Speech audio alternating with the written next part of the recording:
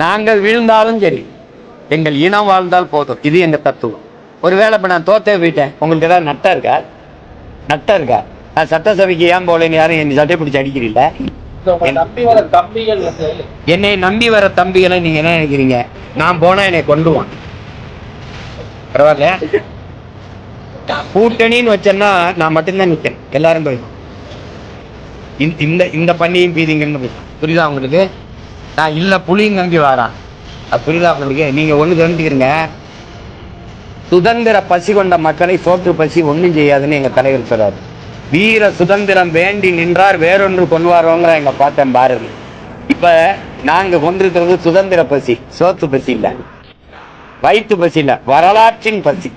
அதனால இதுவே என்னங்க, நீங்க நான் உங்களை ஒண்ணு கேட்கிறேன், கூட்டணி வச்சு வென்று போனவர்கள் செய்ததே